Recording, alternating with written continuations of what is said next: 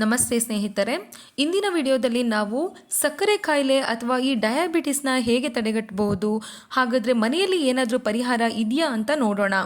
ಇನ್ನೂ ನಮ್ಮ ಚಾನಲ್ನ ಸಬ್ಸ್ಕ್ರೈಬ್ ಮಾಡಿಲ್ಲ ಅಂದರೆ ದಯವಿಟ್ಟು ಸಬ್ಸ್ಕ್ರೈಬ್ ಮಾಡಿ, ಹಾಗೆ ಸಪೋರ್ಟ್ ಮಾಡಿ.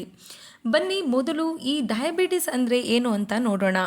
ಮೊದಲು ನಮ್ಮ ದೇಹವು ಸಾಕಷ್ಟು ಪ್ರಮಾಣದಲ್ಲಿ ಇನ್ಸುಲಿನ್ ಉತ್ಪಾದನೆ ಮಾಡದೇ ಇದ್ದಾಗ ಅಥವಾ ಇರುವಂತಹ ಇನ್ಸುಲಿನನ್ನು ಪರಿಣಾಮಕಾರಿಯಾಗಿ ಬಳಸಲು ವಿಫಲ ಆದಾಗ ಈ ಸಕ್ಕರೆ ಕಾಯಿಲೆ ಬರುತ್ತೆ. ರಕ್ತದಲ್ಲಿ ಸಕ್ಕರೆ ಮಟ್ಟವು ತುಂಬ ಹೆಚ್ಚಾದಾಗ ಅದು ಹೃದಯ ಸಂಬಂಧಿ ಕಾಯಿಲೆ, ಮೂತ್ರಪಿಂಡದ ಹಾನಿ, ನರಹಾನಿ, ಹಾಗೆ ಕಣ್ಣಿನ ದೃಷ್ಟಿ ನಷ್ಟಕ್ಕೆ ಕೂಡ ಕಾರಣ ಆಗಬಹುದು.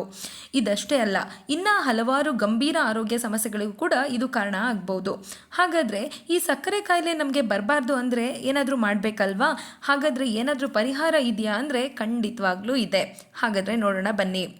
ಮೊದಲನೇದಾಗಿ ಆರೋಗ್ಯಕರವಾದಂಥ ಆಹಾರವನ್ನು ತಿನ್ನುವಂಥದ್ದು. ಹೌದು, ಅಂದರೆ ನಮ್ಮ ಊಟದಲ್ಲಿ ಫೈಬರ್ ರಿಚ್ ಇರೋ ಹಾಗೆ ಫುಡ್ಸನ್ನು ನಾವು ತೆಗೆದುಕೊಳ್ಬೇಕಾಗತ್ತೆ. ಹಾಗಾದರೆ ಏನೆಲ್ಲ ತೆಗೆದುಕೊಳ್ಬೇಕು ಅಂದರೆ ಈ ರಾಗಿ ಆಗಿರ್ಬೋದು, ಜೋಳ, ಓಟ್ಸ್ ಮತ್ತು ದ್ವಿದಳ ಧಾನ್ಯಗಳನ್ನ ಬಳಸಬೇಕಾಗತ್ತೆ. ಅಷ್ಟೇ ಅಲ್ಲದೆ ನಮ್ಮ ಊಟದಲ್ಲಿ ಹಸಿ ತರಕಾರಿಗಳನ್ನ ಹೆಚ್ಚಾಗಿ ಬಳಸ್ಬೋದು.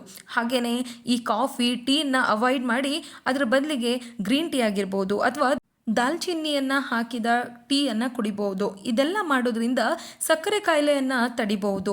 ಇನ್ನು ಎರಡನೇದಾಗಿ ದೈಹಿಕವಾಗಿ ನಾವು ಸಕ್ರಿಯರಾಗಿರಬೇಕಾಗತ್ತೆ. ಹೌದು, ನಾವು ಹೊಟ್ಟೆ ತುಂಬುವವರೆಗೂ ಊಟ ಮಾಡಿ ಸುಮ್ಮನೆ ಕೂತ್ರೆ ನಮ್ಮ ದೇಹದಲ್ಲಿ ಸಕ್ಕರೆ ಅಂಶವು ಹೆಚ್ಚಾಗುತ್ತೆ.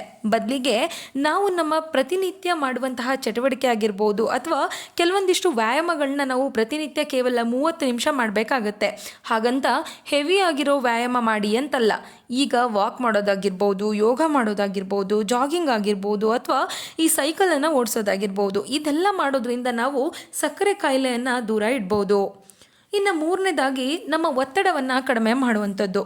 ಹೌದು, ಯಾವಾಗ ನಮ್ಮ ಸ್ಟ್ರೆಸ್ ಲೆವೆಲ್ನ ನಾವು ಜಾಸ್ತಿ ಮಾಡ್ಕೊಳ್ತೀವಿ ಅದು ಕಾರ್ಟಿಸೋಲ್ ಮಟ್ಟವನ್ನು ಹೆಚ್ಚಿಗೆ ಮಾಡುತ್ತೆ. ಇದು ರಕ್ತದಲ್ಲಿ ಸಕ್ಕರೆ ಅಂಶವನ್ನು ಹೆಚ್ಚಾಗಿ ಮಾಡುತ್ತೆ. ಈ ಸ್ಟ್ರೆಸ್ನ ಹೇಗೆ ಕಡಿಮೆ ಮಾಡೋದು ಅಂತಂದರೆ ಪ್ರತಿನಿತ್ಯ ನಾವು ಧ್ಯಾನ ಮಾಡೋದಾಗಿರ್ಬೋದು ಅಥವಾ ಯೋಗ ಮಾಡೋದ್ರಿಂದ ಕೂಡ ನಾವು ಕಡಿಮೆಯನ್ನು ಮಾಡ್ಕೋಬೋದು. ಹಾಗೆ 4ನೇ ರೆಮಿಡಿ ಅಂದರೆ ಸಾಕಷ್ಟು ನಿದ್ರೆ ಮಾಡ್ಬೋದು.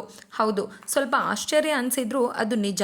ನಾವು ಪ್ರತಿನಿತ್ಯ 8 ಗಂಟೆ ನಿದ್ರೆ ಮಾಡಲೇಬೇಕಾಗುತ್ತೆ. ಇದು ಮನುಷ್ಯನಿಗೆ ತುಂಬ ಅತ್ಯವಶ್ಯಕ. ಯಾವಾಗ ನಿದ್ರೆ ಸರಿಯಾಗಿ ಮಾಡೋದಿಲ್ವೋ ಆಗ ದೇಹದಲ್ಲಿ ಇರುವ ಇನ್ಸುಲಿನ್ ಪ್ರತಿರೋಧವನ್ನು ಹೆಚ್ಚಿಗೆ ಮಾಡುತ್ತೆ. ಆಗ ನಮಗೆ ಶುಗರ್ ಬರುತ್ತೆ. ಹಾಗಾಗಿ ನಾವು ಕನಿಷ್ಠ 8 ಗಂಟೆ ನಿದ್ರೆ ಮಾಡಬೇಕಾಗತ್ತೆ. ಇನ್ನು 5ನೇದಾಗಿ ದೇಹದ ತೂಕವನ್ನು ಮ್ಯಾನೇಜ್ ಮಾಡೋದು. ಹೌದು, ನಮ್ಮ ದೇಹದ ತೂಕ ನಮ್ಮ ಹೈಟ್ ಮತ್ತು ಏಜ್ಗೆ ಸರಿಯಾಗಿ ಇರಬೇಕಾಗತ್ತೆ. ಅಗತ್ಯಕ್ಕಿಂತ ದೇಹದ ತೂಕ ಹೆಚ್ಚಾದರೆ ಈ ಸಕ್ಕರೆ ಕಾಯಿಲೆ ಬರುತ್ತೆ. ಹೇಗೆ ಅಂದರೆ ದೇಹದಲ್ಲಿ ಇನ್ಸುಲಿನ್ ಪ್ರತಿರೋಧಕ ಹೆಚ್ಚಾಗುತ್ತೆ. ಸೊ ನಾವು ಯಾವಾಗಲೂ ನಮ್ಮ ದೇಹದ ತೂಕವನ್ನು ಕಾಪಾಡ್ಕೊಳ್ಬೇಕಾಗತ್ತೆ. ಇನ್ನು ಕೊನೆಯದಾಗಿ ಮನೆಯಲ್ಲೇ ಸುಲಭವಾಗಿ ಸಿಗುವ ವಸ್ತುಗಳಿಂದ ಶುಗರ್ನ ಅವಾಯ್ಡ್ ಮಾಡ್ಬೋದು. ಯಾವುದೆಲ್ಲ ಅಂದರೆ ದಾಲ್ಚಿನ್ನಿ. ಹೌದು, ಇದನ್ನು ನೀರಿಗೆ ಅಥವಾ ಟೀಗೆ ಬೆರೆಸಿ ಕುಡಿಯೋದ್ರಿಂದ ಶುಗರ್ನ ಅವಾಯ್ಡ್ ಮಾಡಬಹುದು. ಇನ್ನು ಮೆಂತೆ ಬೀಜಗಳು. ಹೌದು, ಪ್ರತಿನಿತ್ಯ ಈ ಮೆಂತೆ ಬೀಜಗಳನ್ನ ನೆನೆಸಿ ತಿನ್ನೋದ್ರಿಂದ ಶುಗರ್ನ ಅವಾಯ್ಡ್ ಮಾಡ್ಬೋದು. ಹಾಗೆ ಇನ್ನೊಂದು ಹೇಳ್ಬೋದು ಅಂದರೆ ಹಾಗಲಕಾಯಿ. ಹೌದು, ಈ ಹಾಗಲಕಾಯಿ ರಸವನ್ನು ಖಾಲಿ ಹೊಟ್ಟೆಯಲ್ಲಿ ಸೇವಿಸೋದ್ರಿಂದ ರಕ್ತದಲ್ಲಿ ಇರುವಂತಹ ಸಕ್ಕರೆಯ ಪ್ರಮಾಣವನ್ನು ನಿಯಂತ್ರಿಸಬಹುದು. ನೋಡಿದ್ರಲ್ಲ, ಈ ಎಲ್ಲ ಪರಿಹಾರಗಳನ್ನ ತಪ್ಪದೇ ಪ್ರತಿನಿತ್ಯ ಬಳಸಿದರೆ ಮಧುಮೇಹ ಅಥವಾ ಈ ಸಕ್ಕರೆ ಕಾಯಿಲೆಯಿಂದ ನಾವು ದೂರ ಇರಬಹುದು. ಈ ವಿಡಿಯೋ ನಿಮಗೆ ಇಷ್ಟ ಆದರೆ ದಯವಿಟ್ಟು ನಮ್ಮ ಚಾನಲನ್ನು ಸಬ್ಸ್ಕ್ರೈಬ್ ಮಾಡಿ, ಸಪೋರ್ಟ್ ಮಾಡಿ. ಶುಭ ದಿನ. ಧನ್ಯವಾದಗಳು.